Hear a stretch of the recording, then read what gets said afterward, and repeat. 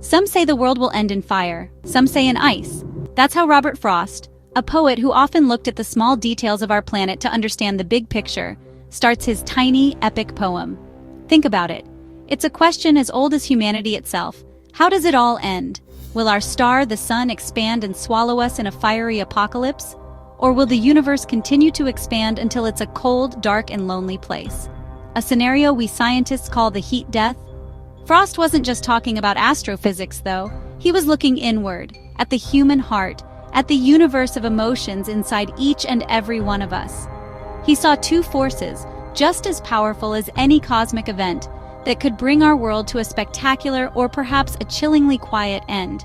He boils down all the complex theories into two simple, elegant ideas: fire or ice.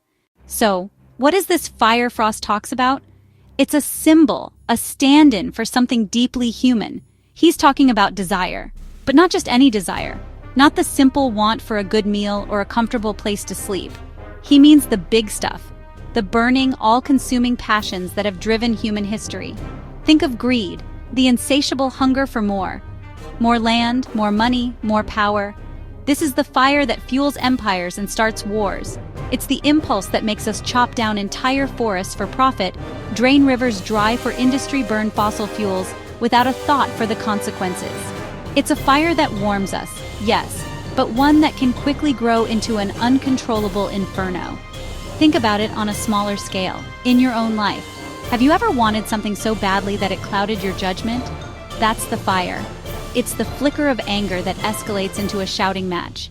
It's the spark of envy that makes you resent a friend's success.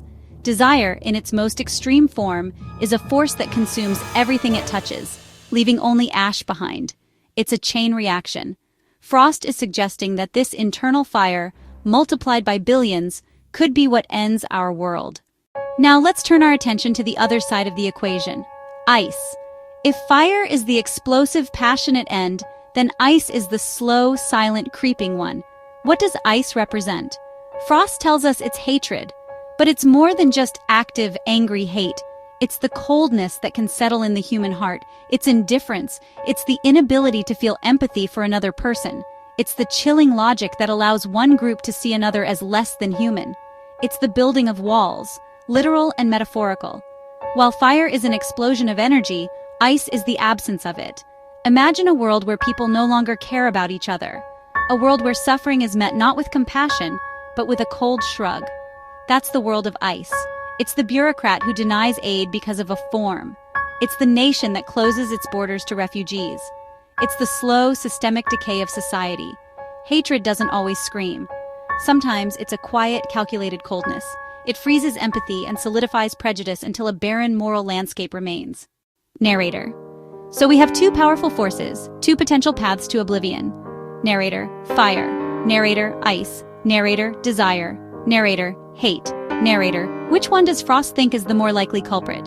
Narrator, he says, from what I've tasted of desire. Narrator, I hold with those who favor fire. Narrator, this is a personal confession. Narrator, he has felt the pull of desire. Narrator, he understands its potential for destruction because he has tasted it himself.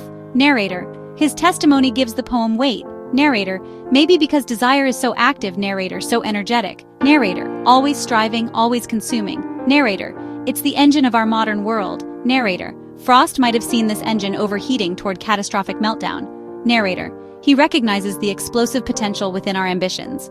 Narrator, his choice of the word tasted is fascinating, sensory, intimate. Narrator, it suggests something he has direct knowledge of. Narrator, he is a witness more than a judge. Narrator, and his testimony points to fire. Narrator, based on his empirical evidence, the chaotic heat of human passion is the likeliest candidate. Narrator, it's a stark and personal conclusion. But Frost is too good a thinker, too keen an observer of the human condition, to leave it at that. He's made his bet, but then he immediately offers a counterpoint. But if it had to perish twice, I think I know enough of hate to say that for destruction, ice is also great, and would suffice. This is the twist, the moment the poem deepens, from a simple choice into a profound statement about our destructive capabilities. We have at least two ways to end the world. Notice the words he uses, great and suffice. There's a dark, ironic humor here. He calls the destructive power of ice great. Vast, immense, and terribly effective. It would get the job done. It's a clinical, almost detached assessment. It doesn't need to be flashy or dramatic. It just needs to be sufficient. And hatred, Frost assures us, is more than sufficient. This second half is a warning against underestimating creeping destruction. Fire and ice are both instruments of doom. When you step back and look at the whole poem, a larger, more troubling theme comes into focus. Frost isn't just debating which emotion is more destructive. He's making a profound statement about human nature itself. The poem seems to suggest our destruction is not just possible but honestly inevitable. It's not a question of if the world will end because of us, but how. This is, well, a deeply pessimistic view of humanity. It's as if he sees a fundamental flaw in our design, a kind of cosmic programming error that dooms us from the start. Nowhere in these 9 lines is there any hint of a third option. There's no mention of love, compassion, or reason saving the day. The absence is deafening. We build beautiful cities and then destroy them in wars. This idea of humankind's inherently destructive nature is a powerful one. It challenges our belief in progress and enlightenment. We like to think we are evolving, becoming more civilized. But beneath that thin veneer, the primal forces still rage. Ultimately, they will win. The poem acts as a mirror, forcing us to confront our possible finality. Frost looked at long, bloody history and concluded the pattern is unbreakable. The human experiment, in his view, is destined to end in failure. The only mystery left is the exact cause of that failure. He's narrowed it down to 2 prime suspects. The diagnosis is grim. How does Frost deliver this devastating verdict? The tone of the poem is one of its most remarkable features. The tone is conversational, almost casual. He's discussing the end of the world with the same calm you might use to discuss the weather. Some say fire, some say ice. This understated, matter-of-fact tone is powerful. There's no hysteria, no preaching, no moral panic. It's a cool, detached observation, like a scientist noting results. This gives the poem a feeling of cosmic indifference. The tone creates a sense of inevitability. The lack of emotion suggests the outcome is certain. It's a done deal. This is the perspective of someone who has zoomed out so far. There's also a hint of weariness in the tone. I think I know enough of hate, he says, almost with a sigh. It's the voice of someone who has seen too much human folly. Not the passionate cry of a prophet, but the quiet summary of a historian. This emotional distance makes the poem's message chilling. The tone invites us to adopt a similar observational perspective. Step back from immediate passions and look at the bigger picture. It encourages a kind of scientific detachment. If we observe, we might see that our powerful emotions are the likeliest instruments of our death.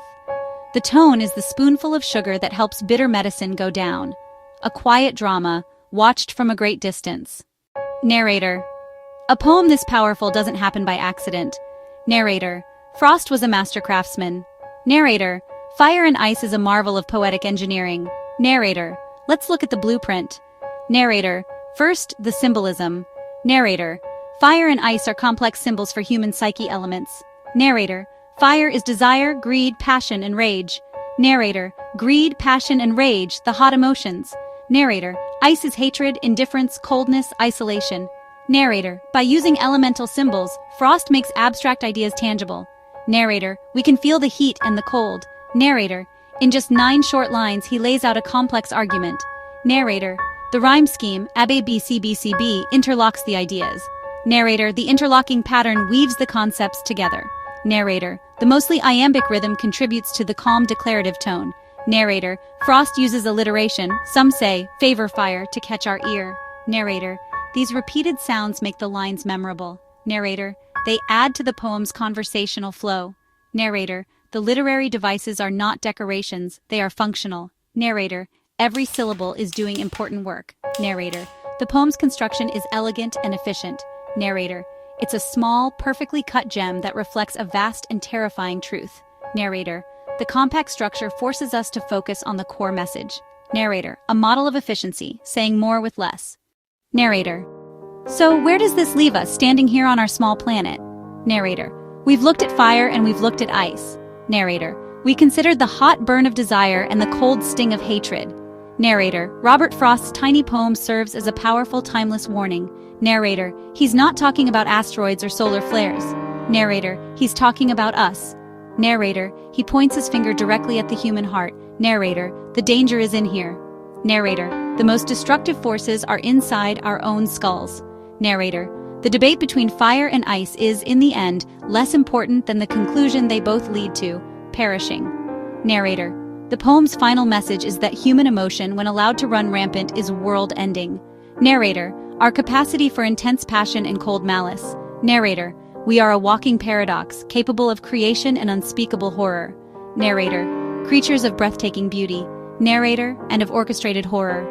Narrator, Frost doesn't offer us a way out. Narrator, he simply presents the diagnosis.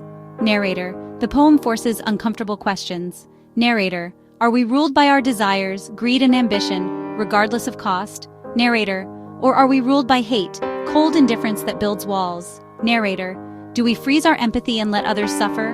Narrator, it's a call for introspection, a challenge to examine the fire and the ice within our souls. Narrator, ultimately, Fire and Ice is a monument to a terrifying idea, that an emotion can be more destructive than any natural disaster. Narrator, it's a reminder that our inner worlds have a direct and powerful impact on the outer world. The choice Frost implies is ours. Reflect, subscribe, and read the poem.